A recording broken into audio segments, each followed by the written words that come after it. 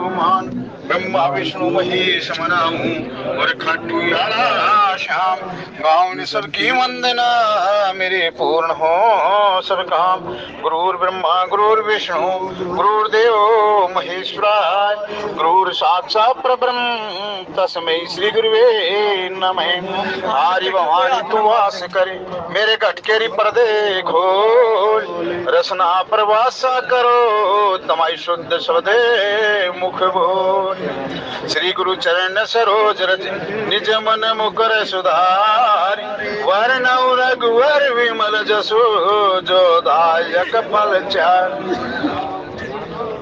जय जय राम बुद्धिहीन तनु जानिके सुमरौ पवन कुमार बल बुद्धि विद्या देहु मोहि हरहु कलेश विकार सियावर रामचंद्र भज जय शरणम शंकर हरि ओम जय जय सिया राम। बोलिए शंकर भगवान की श्री राम जय राम जय जय राम श्री राम जय राम जय जय राम श्री राम जय राम जय जय राम श्री राम जय राम जय जय राम जय जय जय हनुमान गोसाई कृपा करो गुरु देव की नाई।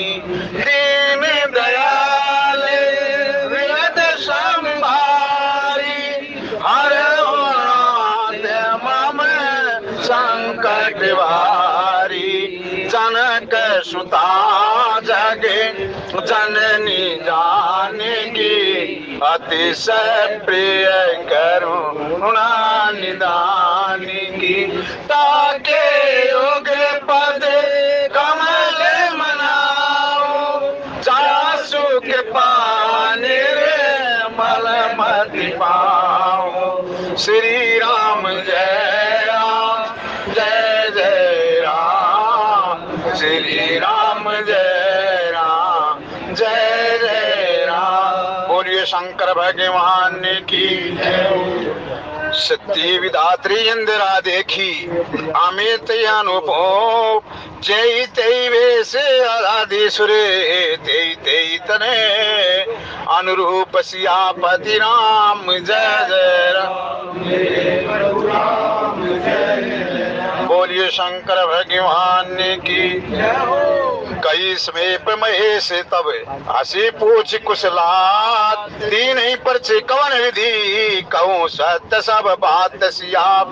राम जय जय राम मेरे प्रभु राम जय जय राम। परनऊ पवन कुमार खल बन पावक ज्ञान गण चासु हृदय आगार बसाई राम सर चाप धरे। बोलिए शंकर भगवान की।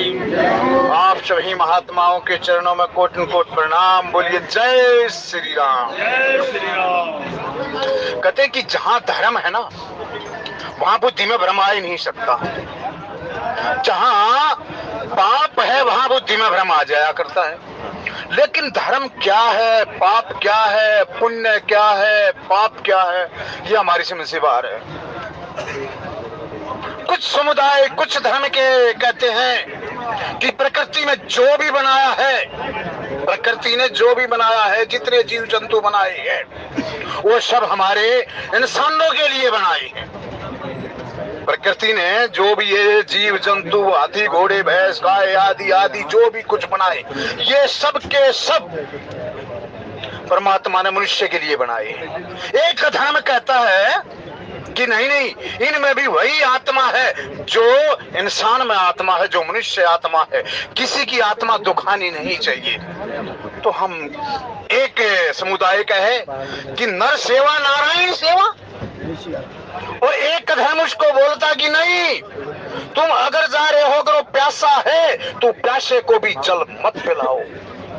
और एक समुदाय, अब तो ये जो ना विज्ञान का युग हो गया, ना कह रहे कि अपने हाथ में नेजू और डोर रखो, अगर नजदीक कहीं कुआं हो, प्यासा हो, उसको पानी पिला दो, उसको प्यासे को पानी पिलाना बड़ा धर्म है, बड़ा पुण्य है। लेकिन दूसरा ही धर्म कहता कि नहीं नहीं, उसके पास से निकल जाओ, उसकी तरफ देखना भी पाप है।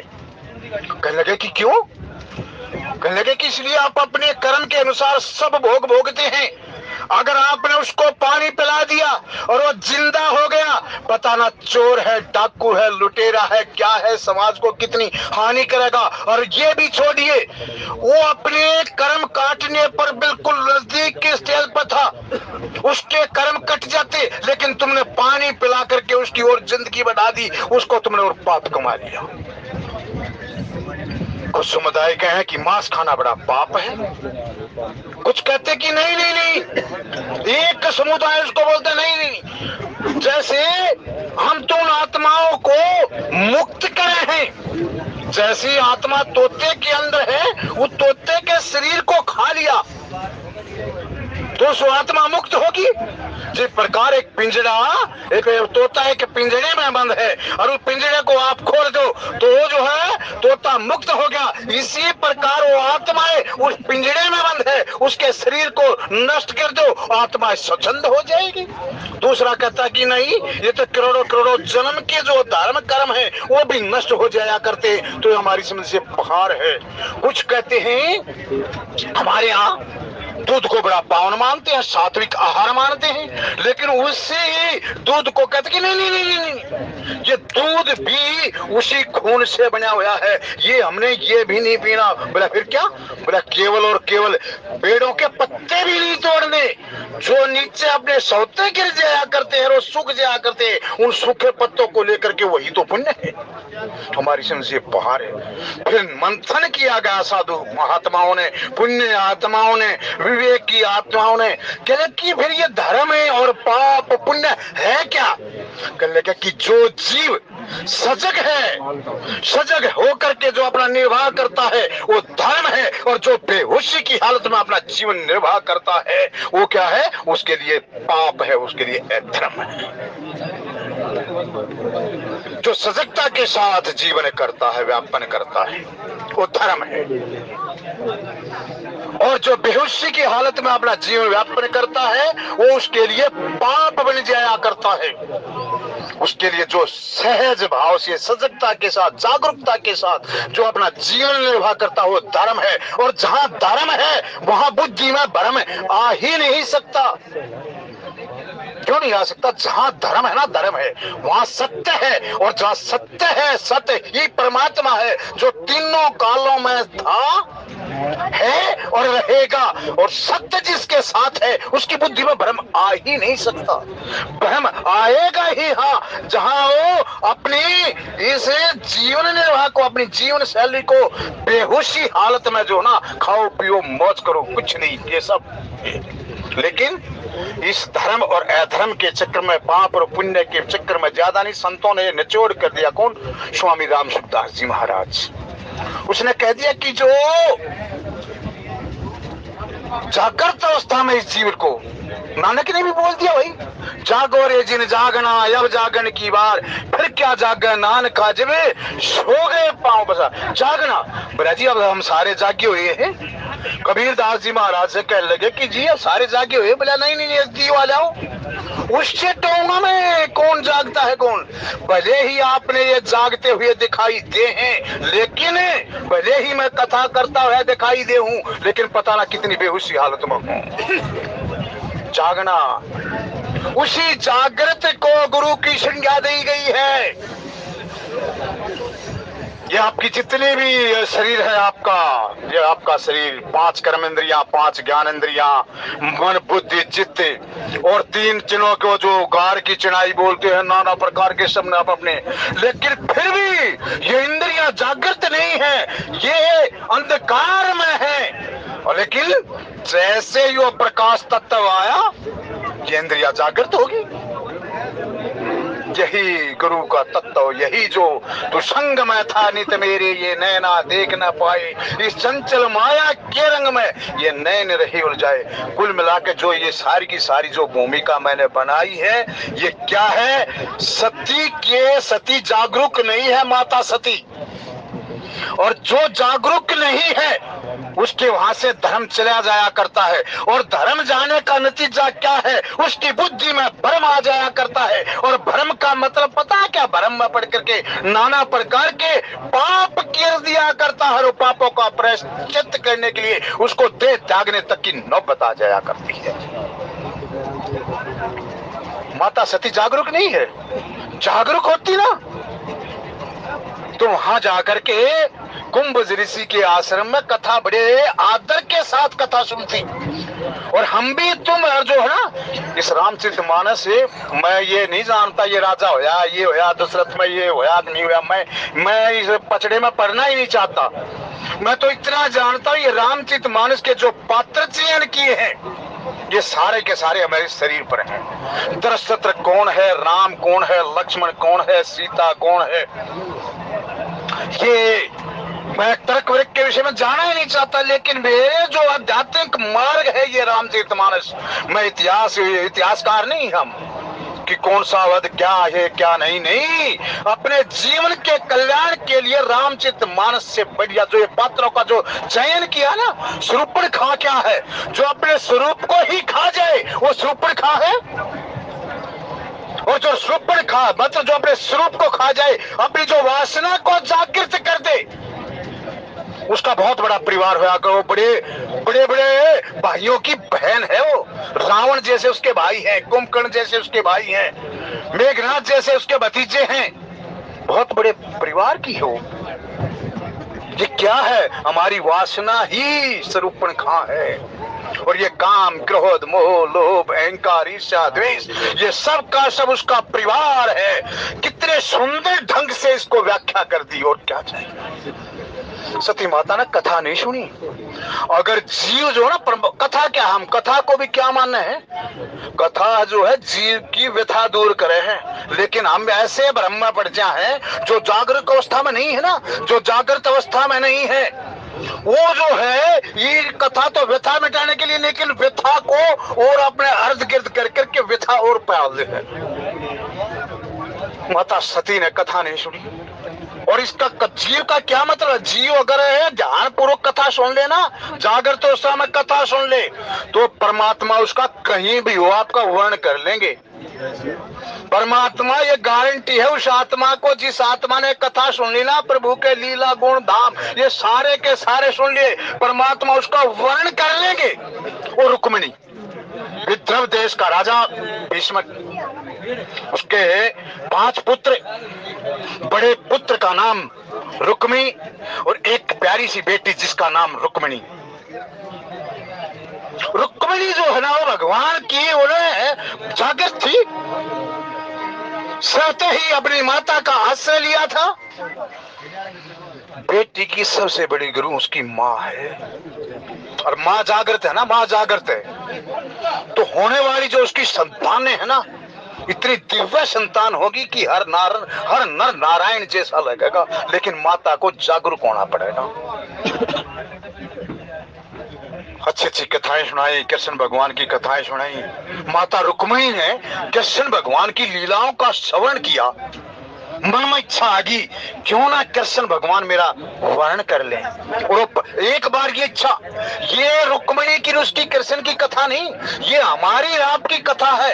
एक बार परमात्मा को आर्त भाव से कर करके अपने सारे अंतकरण का मैल छुटा करके परमात्मा के सामने समीप जाकर के एक बार उस परमात्मा से गुहार तो करो, वो परमात्मा आपका वर्ण करेगा, गारंटी है। उसका भाई जो था रुक्मी, वो कामी था। कामी की दोस्ती कामी के साथ पाओगी, अहंकारी जीव की दोस्ती अहंकार के ही साथ पाएगी। उसकी दोस्ती पता रुक्मी किसके साथ थी? जरासंध, शिशुपाल, दंतवक्र इनके साथ थी। और उनको मित्रता बढ़ाने के लिए, यारी को रिश्तेदारी में बनाने के लिए अपनी बहन की शादी और शिशुपाल के साथ करना चाहता था। शिशुपाल उस टाइम का बड़ा नौजवान, बड़ा सुंदर सजीला, काम जो है ना काम, वो बड़ा सुंदर होया करे। भले ही उसके परिणाम बाद में दुष्कर्म हो, भले उसके परिणाम बाद में नेगेटिव क्यों ना हो, लेकिन शुरू में जो काम है ना, वो काम बहुत सुंदर हो है, सभी को लुभा लिया करता हो काम। शिशुपाल बड़ा सुंदर था।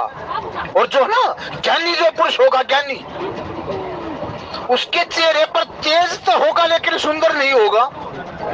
सुंदरता किसको मानो हो आप, जिसको ज्ञान हो। अब राम और कृष्ण थोड़ा और समझो आप। राम और कृष्ण सावले शरीर के हैं। क्यों है सावले के? आप किसी भी नदी के किनारे पर कहीं भी जहां स्वच्छ जल होगा, गहराई को देखना, उस जल को आप अंजलि में लोगे तो सफेद होगा, बिल्कुल निर्मल होगा, सफेद। लेकिन जैसे उसको पानी के अंदर छोड़ दोगे, उसकी गहराई इतनी होगी आपको नील वर्ण दिखाई देगा। लेकिन काम बड़ा सुंदर होगा। मेघनाथ त्रिलोक की सुंदरता, तीनों लोक में मेघनाथ जितना कोई सुंदर ही नहीं। रुक्मिणी ने भगवान के गुणों का अनुवाद किया कि मेरा कब तक जीव है, जब परमात्मा को आर्त भाव से पुकार ले है, जीव और ब्रह्म के बीच में जो मध्यस्थता करे, जो मेडिटेटर है, उसका नाम है गुरु। जीव डायरेक्ट, जीव में इतनी सामर्थ्यता है नहीं कि वो भगवान के द्वारे तक पहुंच जाए, कि उस रास्ते का पता ही नहीं।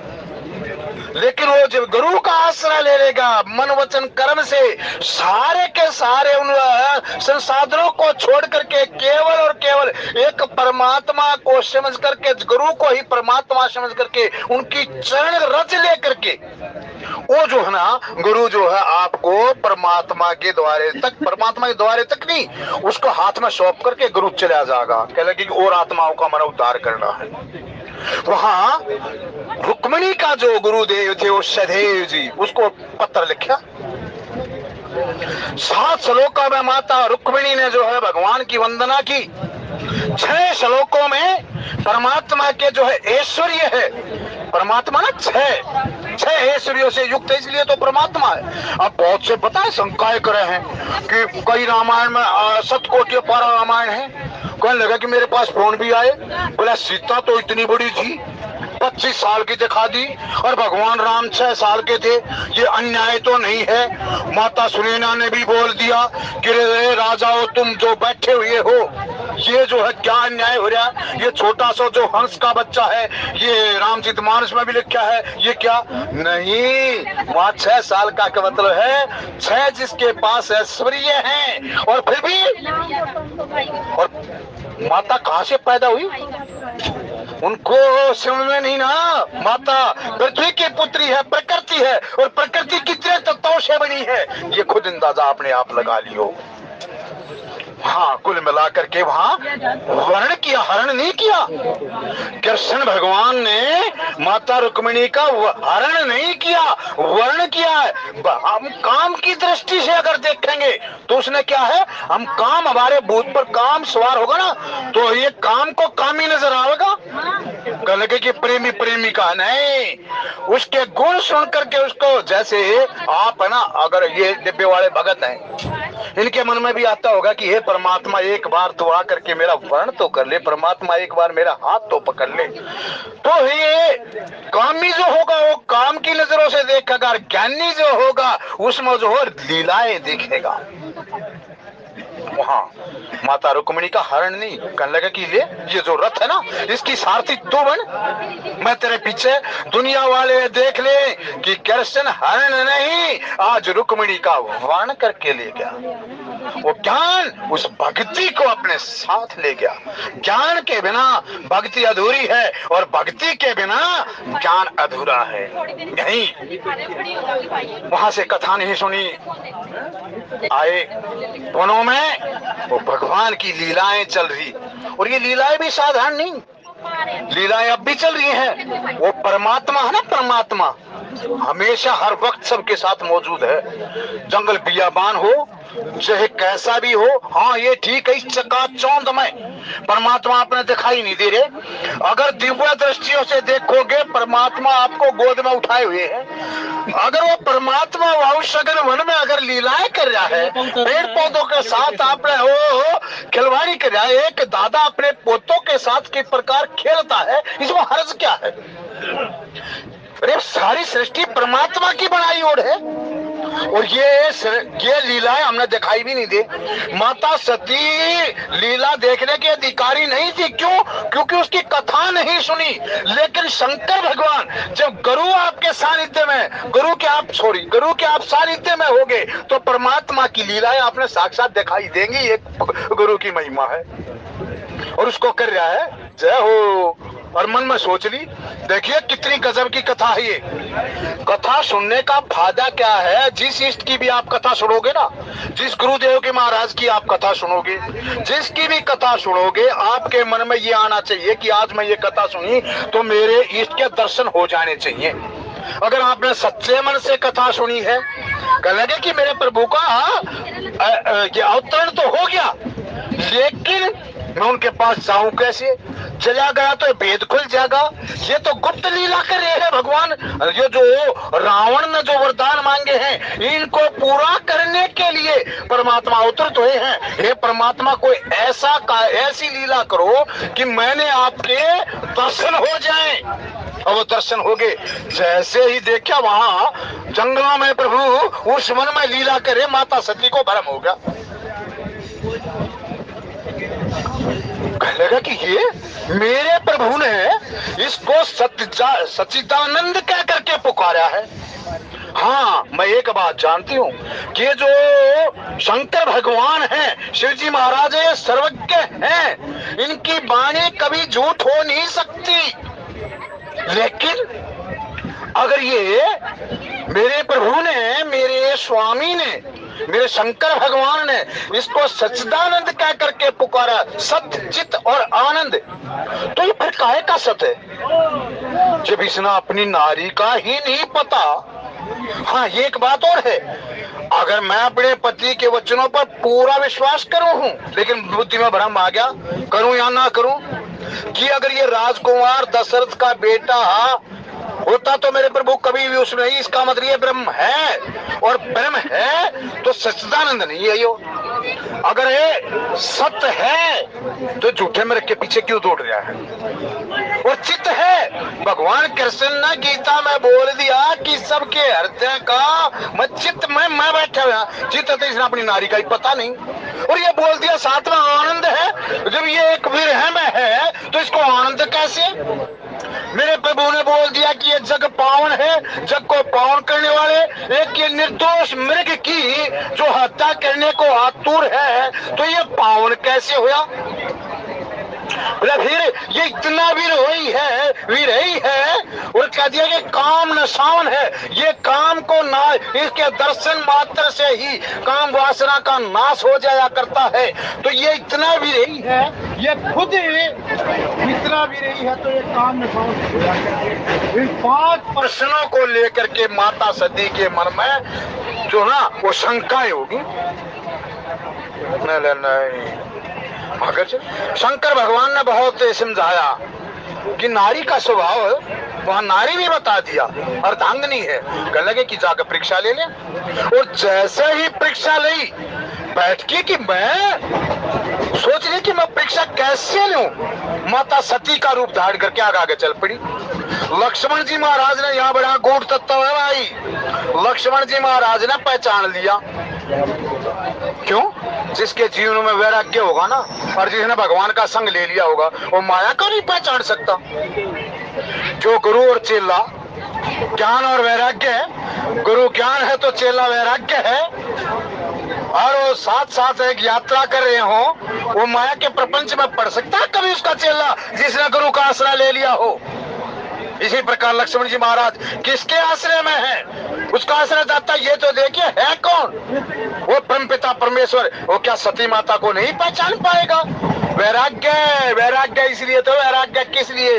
वैराग्य माया के प्रपंच में पड़ता ही नहीं, लेकिन गंभीर है। कहने लगा कि मेरे प्रभु की लीला में बोला नहीं, और इतने में प्रभु बोल पड़े, जो मैंने शुरू में भूमिका दी थी ना, अब उस पर आ जाओ। कहने लगे कि माँ, जिसमें तो माता नहीं बोला, लेकिन और रामायण में बोला। कहने हाथ जोड़कर प्रणाम किया। कहने लगा कि मैं दशरथ नंदन राम, और आप अकेली वन में क्या करी हो? वो वर्ष केतु है क्या? देखिए, यहाँ शंकर भगवान भी कह सकते थे, लेकिन वर्ष केतु बोल दिया। वर्ष केतु का मतलब पता है क्या है? जो धर्म पर आरूढ़ हो, और धर्म पर वो जो है आरूढ़ है, जहाँ धर्म है उनमें भ्रम आ ही नहीं सकता। आप धर्म की अर्धांगिनी हो, आप में ये भ्रम आ कैसे गया? और मैंने तो परिचय दे दिया आपका। किसका परिचय दे दिया? कि मैं वही दशरथ का बेटा। ये साधारण बात नहीं है भाई, ये कह रहा कि मैं दशरथ का बेटा राम हूँ। बता, कह दिया, सारा बता दिया माँ को, सती को इनडायरेक्ट रूप से। कहला कि दशरथ साधारण नहीं है, वही दशरथ है जिसने मनु बन करके बहुत भारी तपस्या की थी। वो तपस्या का वरदान मैंने दिया था, और वरदान को साकार करने के लिए मैं आज दशरथ के आंगन में विहार कर रहा। वर्ष केतु कहाँ है? वर्ष का मतलब धर्म, और धर्म मैंने आपसे पहले यही भूमिका बनाई थी। आप इस चक्कर में कभी मत पड़ना कि धर्म क्या है, पाप क्या है। मैं तो बड़ा शुद्ध आहार खाऊं, प्याज तक भी नहीं खाता। फिर नहीं, इंद्रियों का भी आहार आपका सात्विक है या नहीं है, ये है। देखो भाई, अगर वाक्य में आप अपना कल्याण चाहते हो तो गौर बैठ करके चिंतन किया करो, इसी नाम का ध्यान है। 5 ज्ञानेंद्रियां हैं, आपने आहार तो शुद्ध ले लिया, बड़ी अच्छी बात है, आहार शुद्ध ले लिया। वो तुम आप तन जो है, तन आपका, उसमें ठीक आपका मैला नहीं होगा, उसमें किसी प्रकार की गंध पैदा नहीं होगी, यही तो है। अगर आप ऐसा कैसा भोजन खाओगे ना, तो गर्मियों के जो मछली खाने वाले हैं ना, मछली खाने वाले, मैं उनकी निंदा नहीं कर रहा बिल्कुल भी, ठीक है, समय काल और परिस्थिति के कारण जैसा आहार मिला उसको कर लिया उन्होंने, लेकिन दुर्गंध इतनी पैदा कर देगी आप उसके साथ नहीं बैठोगे। और आप सात्विक आहार लेते हो तो आपके शरीर से जो है ना, शरीर से कोई दुर्गंध नहीं आओगी, सुगंध आएगी। तो ये 5 ज्ञानेंद्रियां जो हैं, इनका भी आहार आपका शुद्ध है या नहीं है? इनका आहार है क्या भाई? इनका आहार क्या है? इन 5 ज्ञानेंद्रियों का आहार है 5 विषय। बड़े ध्यान से चिंतन किया करो, बड़े गूढ़ कथाएं हैं ये इतिहास नहीं है 2 राजाओं का, नहीं। इनके जो पात्रों का जो इसकी भूमिका है, जो इसकी कृत लीलाएं जो हैं, वो आपको भव सागर से पार उतार देंगे। नाम को क्यों जो है ना, नाम ब्रह्म है, शब्द ब्रह्म है, अन्न ब्रह्म है, आत्मा ब्रह्म है।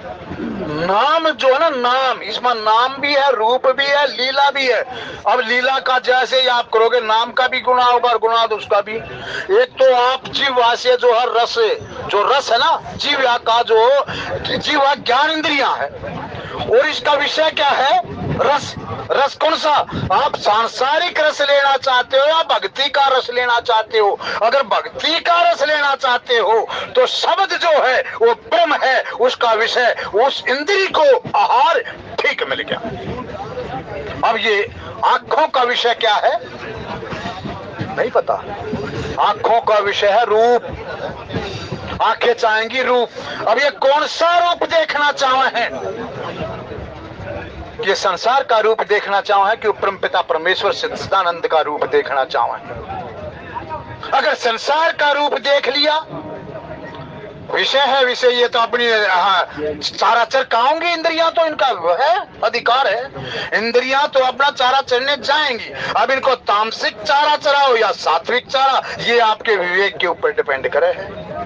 संसार का रूप देख लिया, संसार के रूप में काम है, और जहां काम आपने आंखों, काम जो ना सबसे पहले आंखों से, आंखों का बल झाक रहे, काम को अपने हृदय में बैठा लिया। जिस हृदय में परमपिता परमेश्वर राम का स्थान होना चाहिए, वहां काम का होगा, वहां राम चादर तान का सो जाएगा। आपको केवल और केवल दृष्टा बन करके देखा जाएगा। और जहां आपने राम को आंखों में राम को बसा लिया, राम की छवि को बसा लिया, अपने सतगुरु जी महाराज की छवि को बसा लिया हृदय के अंदर, वहां काम भाग जाएगा। और वो दृष्टा नहीं, आपका सारथी बनकर के आपके घोड़ों को टक टक टक कर खुद जो है ना आपको मंजिल तक पहुंचा देगा। ये है आंखों का विषय का, रूप का विषय। कानों से हमने क्या सुनना चाहिए? चुगली सुननी चाहिए, किसी की चुगली, चोरी, धंधा, ये सब ये नहीं। इसमें सुनो तो परमपिता परमेश्वर की। जरूरी नहीं है कि आप रामचरितमानस का अध्ययन करो, रामचरितमानस का ही पाठ सुनाओ, नहीं। वेदों में जो स्तुति बताई है या जिस मार्ग के आप मार्गी हैं, रामशरण जी अक्सर कहा आपने, जिस मार्ग के मार्गी हो आप,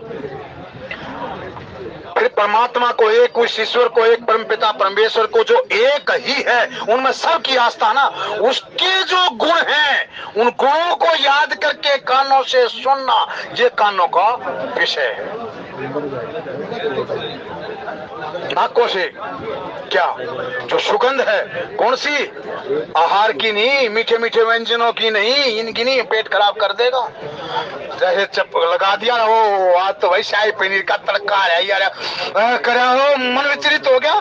आपकी इंद्री तो तृप्त होगी, ज्ञान इंद्री तो तृप्त होगी, लेकिन वो जो है भक्ति को दृढ़ करने वाली नहीं होगी। फिर ये कैसे? जो यज्ञ की जो धुआं है, उसका जो आपने जो यज्ञ किया, हवन किया आपने, जो उसकी जो सुगंध दिल में ले ली, या फिर भगवान के चरणों को रोजाना जो है ना, आपको भगवान के चरणों में क्या कमल है, और कमल का क्या काम है? कमल का काम है दुर्गंध से सुगंधित परिवर्तित करना।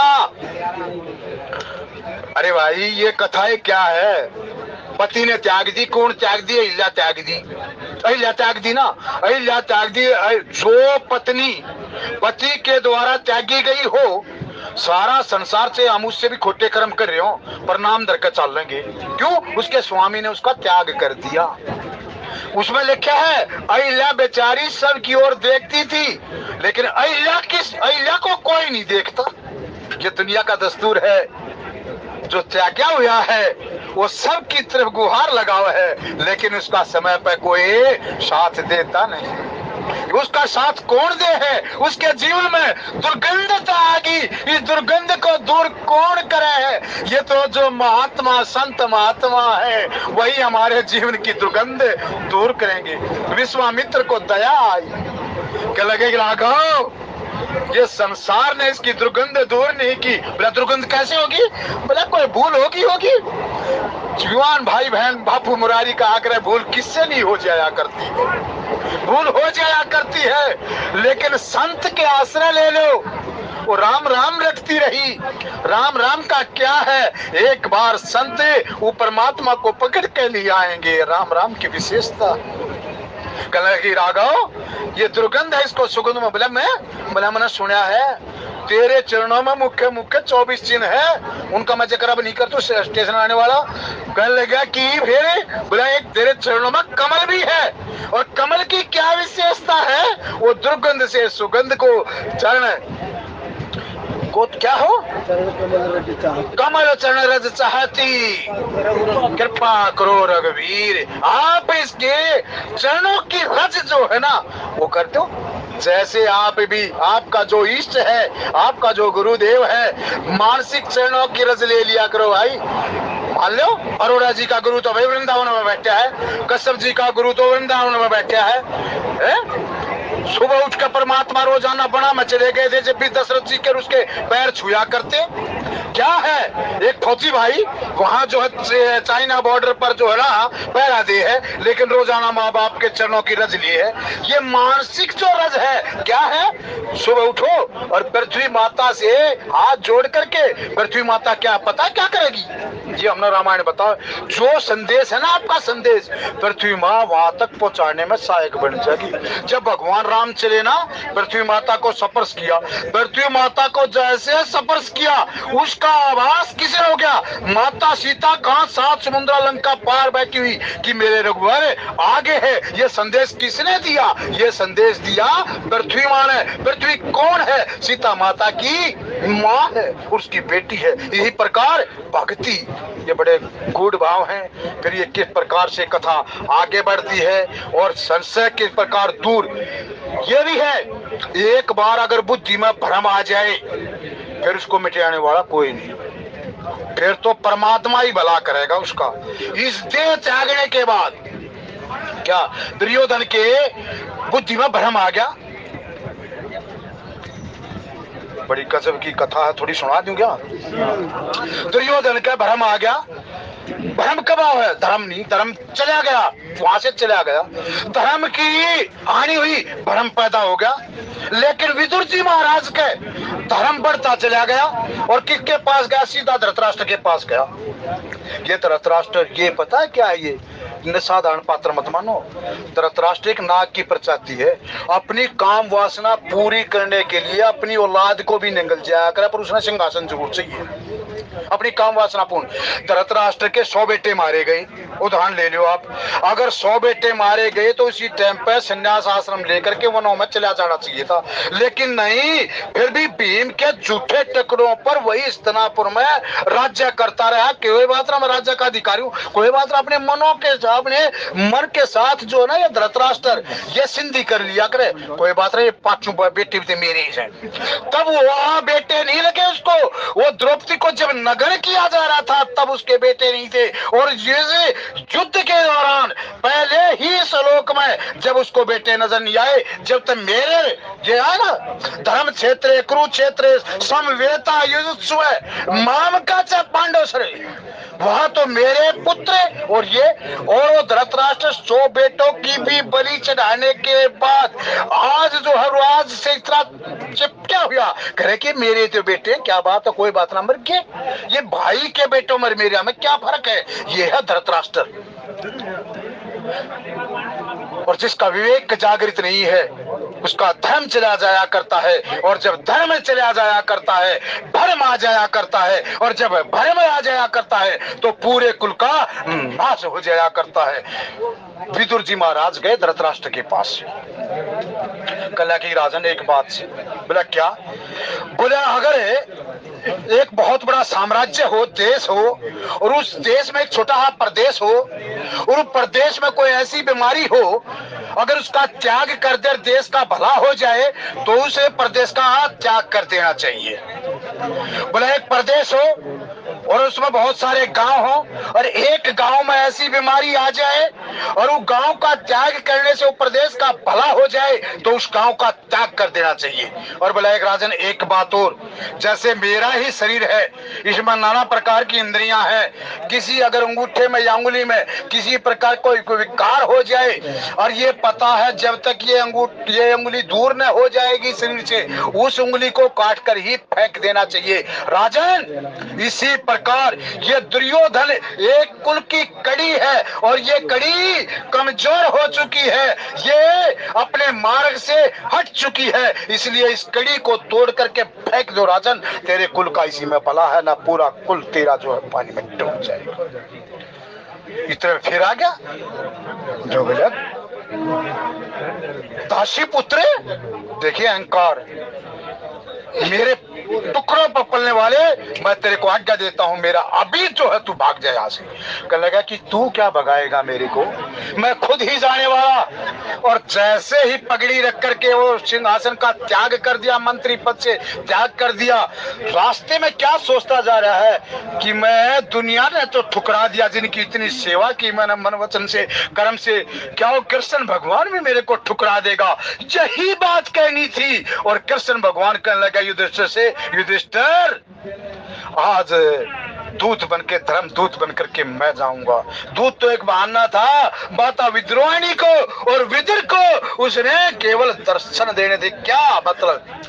यही बात घूम फिरा कर फिर आ जा, सारी कथा मेरी केंद्र जो है इसी पे है। जिसने भगवान की कथा को सुन लिया, भगवान की कथा क्या है, आपके जीवन में जागृति लाती है। जो बेहोशी की हालत में है उसे मूर्छा से आप दूर हो जाया करते हैं। विदुर जी महाराज ने कथा सुनी, ये नर नहीं नारायण है। भले ही संसार ने ठुकरा दिया हो, लेकिन उसके 56 प्रकार के भोग त्याग करके वहां व्यवस्था कर दी। वहां पता विद्रोहिणी क्या करी? मैंने भगवान का भोग लगाना, मैं स्नान तक कर लूं। माता स्नान कर रही है विद्रोहिणी, और इतने में जाके कृष्ण भगवान ने दरवाजा खटखटा दिया। झोपड़ी है जम गंगा के, यमुना के किनारे गंगा के। बोले कौन? बोले माँ में कन्हैया। जैसे कन्हैया का नाम सुना, माता ने देखा भी भान नहीं रहा और वहां जाकर के उसको आलिंगन कर लिया। ये है रास की महिमा, जहां नर और नारी का भेद मिट जाए। ये भेद कब मिटेगा? जब आप परमात्मा की कथाएं को सुनोगे, और जब कथाओं को नहीं सुनोगे आप में जागृत अवस्था आएगी नहीं। ये सती का भ्रम किस प्रकार दूर होता है, ये आने वाले विद्वान वक्ताओं से आप श्रवण करेंगे। और कहने सुनने में कोई त्रुटि हुई हो तो मेरे को क्षमा करना। बोलिए जय श्री राम।